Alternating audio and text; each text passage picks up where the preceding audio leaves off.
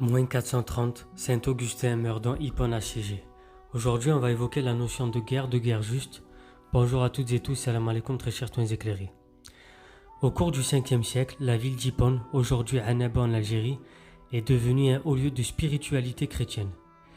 3 conciles par exemple se sont tenus en 393, 394 ou 395 et 426 ou 427. L'influence de Saint-Augustin, qui en fut l'évêque de 396 à 430, y était déterminante. La ville, assiégée pendant plus d'une année par les Vandales, tombe en 431. Saint-Augustin n'en vivra pas la chute, il a disparu l'année précédente. Néanmoins, le célèbre père de l'Église eut à résoudre la contradiction cruciale aux yeux des chrétiens assiégés. Comment concilier la prohibition évangélique de la violence? Celui qui a vécu par l'épée périra par l'épée, avec la nécessité de combattre les envahisseurs. Augustin invente le concept de guerre juste, que reprendra plus tard saint Thomas.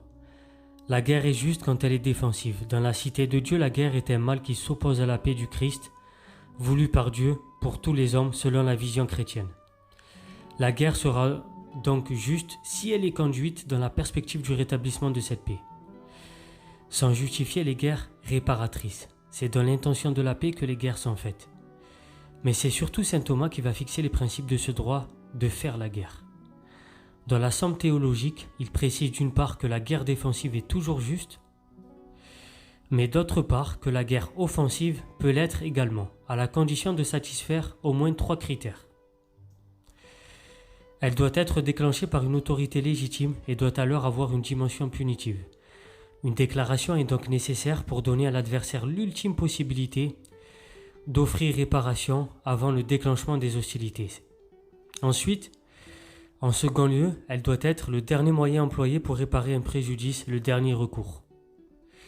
Il faut enfin une intention droite, le souci de la paix et du secours des malheureux. C'est dire que les motifs particuliers sont proscrits, tels le désir de vengeance, l'avidité, etc. C'est ainsi que les croisades décidées par le concile de Clermont en 1095 ont pour justification de reprendre des territoires tombés aux mains des infidèles et de punir les violences faites aux chrétiens, soi-disant par les musulmans.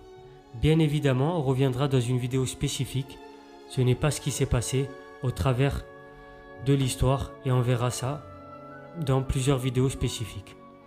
En tout cas, en règle générale, pour qu'il y ait cause juste, il faut que ceux que l'on attaque aient mérité par une faute d'être attaqués, selon donc la mentalité et le dogme de Saint-Augustin.